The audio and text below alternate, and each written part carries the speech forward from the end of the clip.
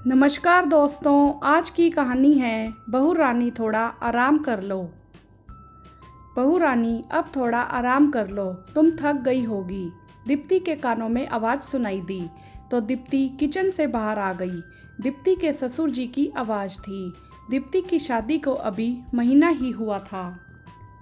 10 दिन के हनीमून के बाद जब दीप्ति पहले दिन रसोई में गई तो थोड़ी देर बाद ही ससुर जी की आवाज़ आई, बहू रानी थोड़ा आराम कर लो, तुम थक गई होगी।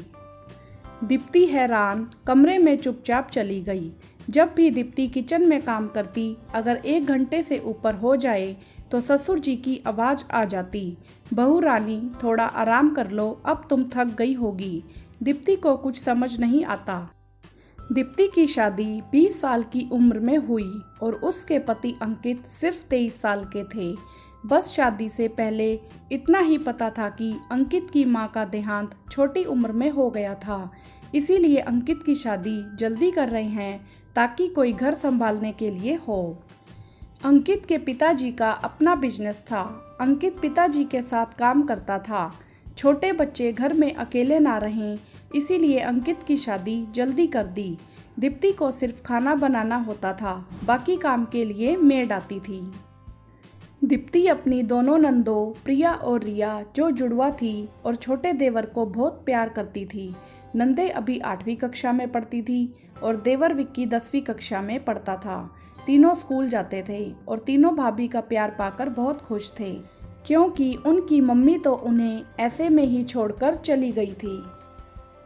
भाभी का प्यार पाकर खुश थे। दीप्ति भी उन्हें दिल से बहुत प्यार करती थी। नंदे भी अपनी भाभी की थोड़ी बहुत मदद कर देती थी।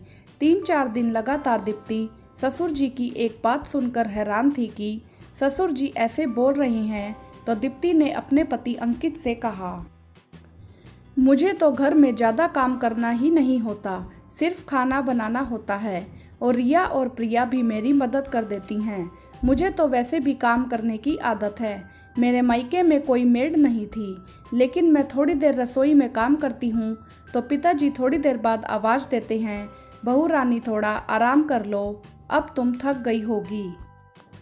पहली बार देखा है कि इस तरह किसी के ससुर जी अपनी बहू को आराम करने के लिए कहते हैं। तो अंकित बोला, दीप्ति यह पिताजी का प्रायश्चित है। जब पिताजी की शादी हुई थी तो पिताजी हमारी दादी से बहुत डरते थे और दादी का स्वभाव बहुत कड़क और गुस्से वाला था।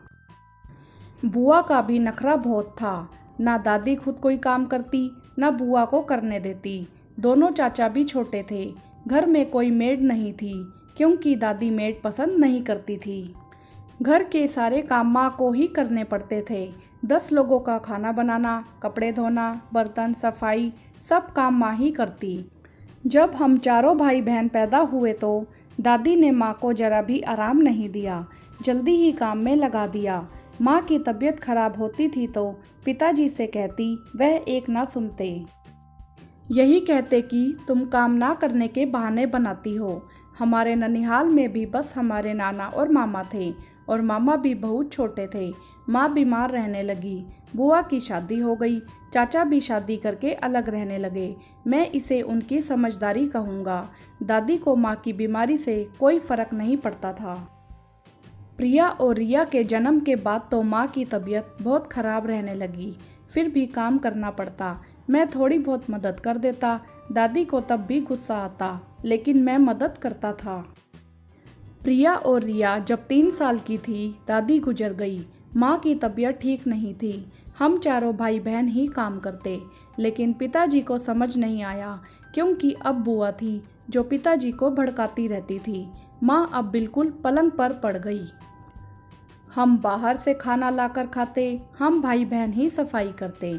घर में पैसे की कमी नहीं थी, फिर भी पिताजी मेड नहीं रखते थे, क्योंकि दादी ने मना किया था। माँ लाचार जैसे पलंग पर बैठी रोती रहती थी। हम चारों को देखती और उदास हो जाती। शायद वह जान चुकी थी कि वह चंद दिनों की ही मेहमान है। प्रिया और रिया अभी 5 साल की थी तब माँ हमें छोड़कर चली गई। इतना सब होते हुए भी माँ ने कोई सुख नहीं देखा। छोटी सी उम्र में दुनिया को छोड़कर चली गई। माँ के जाते ही घर उजड़ गया। बुआ अभी भी पिताजी को भड़का रही थी, लेकिन छोटी चाची ने क्षमा मांगते हुए पिताजी से कहा, भाई साहब, आपको अगर अब भी समझ ना आए तो बच्चों का प्यार खो बैठेंगे। मैं तो डरती थी, इसीलिए कुछ नहीं बोली, क्योंकि माँ जी के आगे किसी की नहीं चली। लेकिन आप अभी भी नहीं संभले। अपने दिमाग से काम ना लिया तो बाद में पछताना पड़ेगा। आप दीदी की बातों में आकर अपने बच्चों का प्यार भी नहीं पा सकेंगे, और इसीलिए मैं दीदी को अपने घर नहीं आने देती। और चाचा ने भी चाची की हाँ में हाँ मिलाई। उस दिन के बाद पिताजी बिल्कुल बदल गए। शायद उन्हें समझ में आ गया था कि अपनी पत्नी का साथ ना देकर, अपनी माँ और बहन के कहने पर चलकर ही अपनी पत्नी को खो दिया है। सब कुछ होते हुए भी पत्नी को कोई सुख नहीं दिया। जिस सुख और खुशी की वह हकदार थी, उससे उसे वंचित रखा, और माँ बहन की बातों में आकर पत्नी को सिर्फ दुख ही दिया। पिताजी समझ चुके हैं। बार बार हम भाई बहनों से माफ़ी मांगते हुए खुद को दोषी समझते हैं, लेकिन अब क्या हो सकता है। माँ वापस तो नहीं आ सकती। हमारा बचपन जो हमने कठिनाइयों में बिताया, बस वह तुम्हें सुख और आराम देकर अपना प्रायश्चित करना चाहते हैं। दीप्ति की आंखों से झरझर आंसू बह रहे थे। अंकित भी रो रहा था। दीप्ति ने प्रण लिया, अंकित के छोटे भाई बहनों को माँ का प्यार देगी, उन्हें कभी भी माँ की कमी महसूस नहीं होने देगी, और ससुर जी का भी पूरा सम्मान करेगी। हाँ तो दोस्तों, क्या दीप्ति ने यह प्रण लेकर सही किया? आप हमें कमेंट्स में ज़रूर बताएं। वीडियो को लाइक करें, शेयर करें और चैनल को सब्सक्राइब भी करें। धन्यवाद।